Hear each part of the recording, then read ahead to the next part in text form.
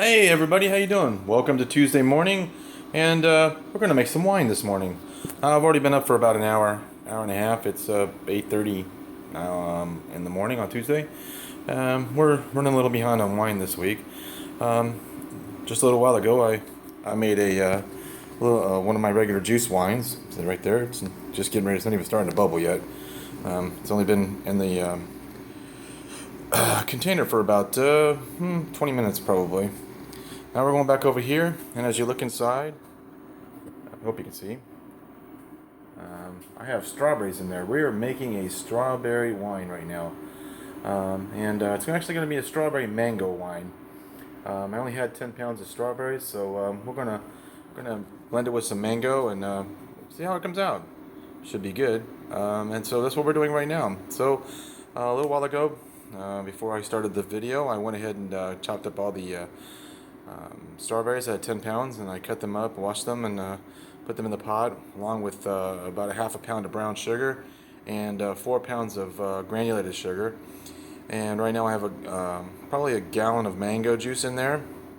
As you can see, I'm trying to hold the camera straight. People are giving me pointers about the camera, so I'm trying to take care of that. And as we look over here to our pan over a little bit, we have our fermenter, and everything's get set up for that. I've got my lemon juice in the bottom right now. In just a second, I'm going to put some other a little bit of cranberry juice in there to kind of make it tart and keep the tartness going, because I've got a lot of sweetness in this one. So it's going to be sweet, a little bit of tart. Hopefully the way everybody likes it.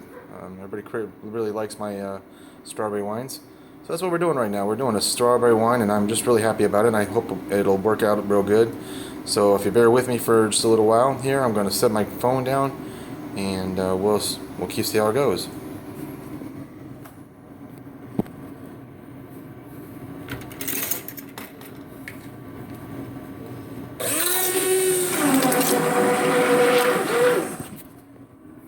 Oh, here we go. I'm back again.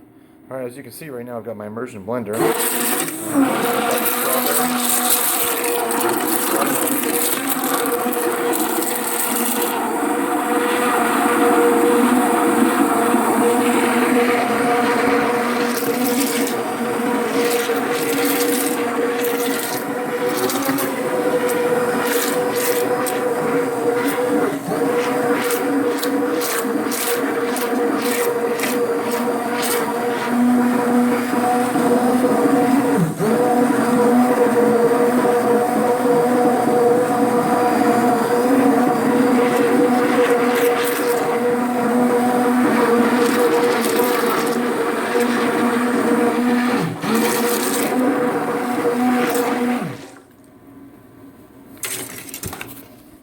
Well, that was my immersion blender doing its thing.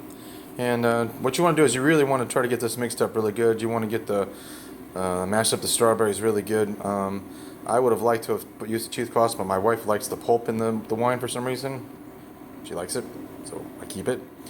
And so right now we got about 2 gallons of mango and